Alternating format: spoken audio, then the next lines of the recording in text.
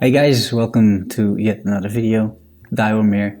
And today I just want to talk a bit about Diablo 4 Season 3.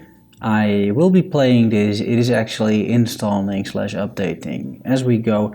I'm aware this went live yesterday. I just didn't have any time to play. I was doing a pub quiz. I was working during the day.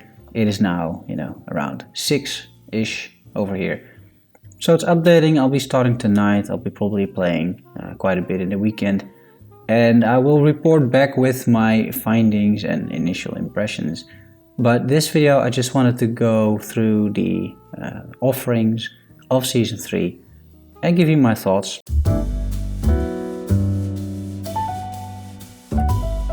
But first, some expectations. I have watched some content regarding this season. Not a whole lot, but a little bit. Primarily Woody Joe and Darth microtransactions, covering most aspects of the game, so I have a decent idea of what to expect. I've even watched, I think, a 1.5 hour video where one of those two guys talk about the balancing changes. I'm not going to cover any of that because I just don't really know too much about the game in that regard, or what is strong or what's the meta. I'm a very casual Diablo 4 player. I think that is the target audience, and I enjoy it for that purpose typically. So I'm kind of looking forward to dive back in. I'll be playing another Necromancer, see how it turns out this time.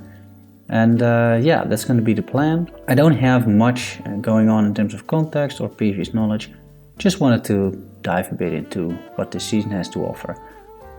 It's the season of the construct, which is at least a rather different theme than we got last time. Normally we have like these mnemonic powers, or last time it was vampires. This time constructs, completely different really, and you got a cute little robot pet that you get as well. So that's cool. I'm happy that they go in a little bit of a different direction there.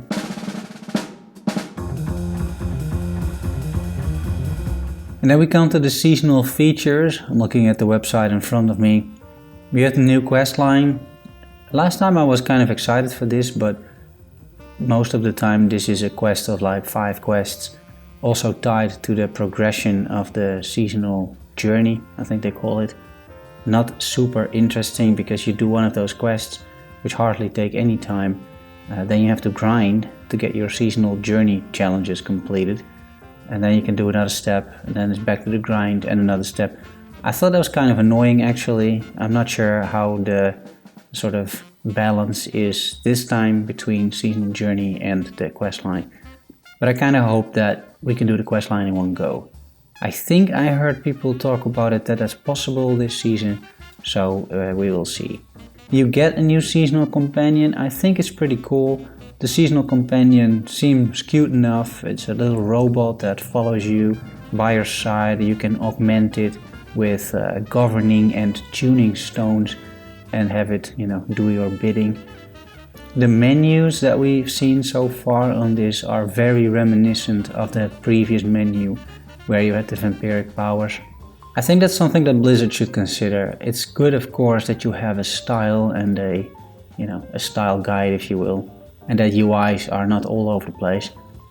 It did look awfully similar, and that gives people the idea that maybe it's not all that new, or maybe it's not all that interesting, which is a bit of a shame, honestly. That would be my only criticism. The new seasonal dungeons, so there are these elemental vaults filled with ferocious constructs and chaotic hazards, offering powerful rewards for customizing your seasonal companion to those who survive. So this is where you get the upgrades for your cute little robot. I think that's cool. You'll get these from any world tier, and then later down the line you can unlock the nightmare vaults from world tier 3. So I guess interesting enough, we will have to see. So all in all, very similar it seems to previous season. So let's see if there's some more longevity on those lines, or that it's basically just the same, but then with a bit of a different theme. We'll have to see. But there is more, fortunately. They didn't only provide us with some new stuff, also with the delayed gauntlet. I'm not really interested in that at all, because I'm not playing these things for leaderboards, but I know plenty of people are, so it's good. I'm sure this also incentivizes some people at least to play, but the developers also gave us a number of quality of life features.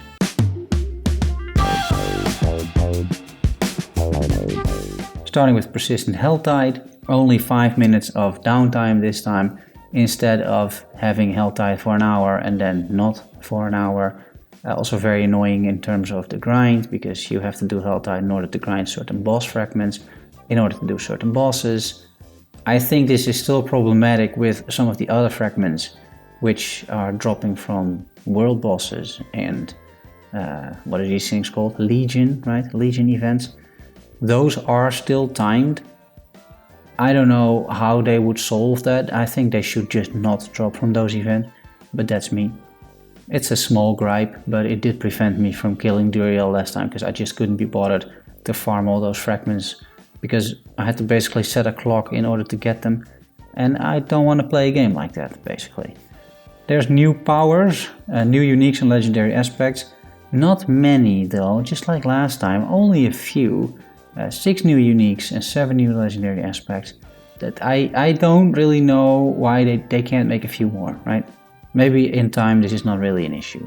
There's an endgame boss update for the Beast in Ice. You get more Glacial Fissure Sigil materials, more opportunities to earn those crafting materials to forge the Nightmare Dungeon. It's fine, it's making it more accessible, it looks like, so that is a good change. And then some quality of life in terms of the skill tree respec modes. You basically can now have layouts, or loadouts I should say, and that is great. If you easily want to swap your tree, you can create this loadout, and then as long as you have the money for it, you can swap on the fly. Great change, great quality of life. I'm really liking that. And that is roughly it. There's a battle pass, of course. If you think this season is worth 10, I think it is, or maybe even 30 for a sort of an ultimate, what is it, an accelerated battle pass. Yeah, be my guest, spend the money, right? I will not be spending the money unless I really like the season. Then I might buy the pass for some of those cosmetics. But I'm not really bothered too much by it. I don't think I will. But it's completely up to you, of course.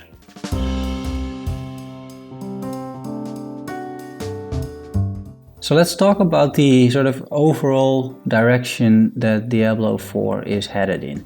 And I think that if you compare everything that's been going on since Season 1, Season 2, and now we're at Season 3, there's definitely a positive trajectory, I would argue. I think the game is getting better over time. The developers seem like they're listening to the feedback. There's quite a few changes. There's also a bunch of balancing changes. And overall, every time I do play the game, it is a better game, which is very positive to see. The main sort of concern that I have for Diablo 4 is that the interest in the game seems already to be waning a little bit. Now, they're releasing in a bit of a rough time as well. Everybody's getting hyped up for Last Epoch, and people seem even still at this point in the league of Path of Exile more interested in playing Path of Exile than Diablo 4. And I can completely understand why, because it's a great league. But yeah, that is a concern, and I think they gotta shake things up a bit more than just, what they are offering now in this season. I don't know. I'm not sure if this in time is still going to be a popular and interesting game. And on the one hand, it's only getting better, and I definitely recognize that. On the other hand, we've got this expansion coming up. There's quite a bit of negativity around that one, and I think rightfully so. Yeah, I'm curious to see where this game is in a year's time. And it might be made completely obsolete by games like PoE 2, the regular PoE, Last Epoch, Torchlight Infinite, which is really going ham each season too. Yeah, where does that leave Diablo 4? It's kind of questionable.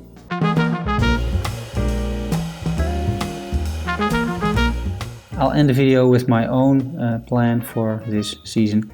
So it's installing as we speak. I'll have to still edit this video, of course. But once I'm done and it's uploaded, I'll start playing. And I'll just play for at least the weekend, see how far I get, and just enjoy the game. I am enjoying Diablo 4 whenever I'm playing it typically. And then I reach around level 70 or so and I just am kind of done, because there's very little variation. Maybe this season that is better, I hope so. Because I do enjoy the overall gameplay and the way the game looks and plays. It's a great game, I think, in many ways. It's just that it gets old pretty fast. That's one of my main gripes with it currently. But who knows, maybe this season that's not the case. Maybe there is more interesting stuff to do. I really hope so. But either way, guys, I want to thank you for watching, making it to the end. Don't forget to like and subscribe if you enjoyed this type of video. And enjoy the game if you're playing. I'll get back with my own thoughts, my first impressions, probably in a week or so, let you know what I thought. Apart from that, guys, enjoy your evening. See you soon. Bye bye.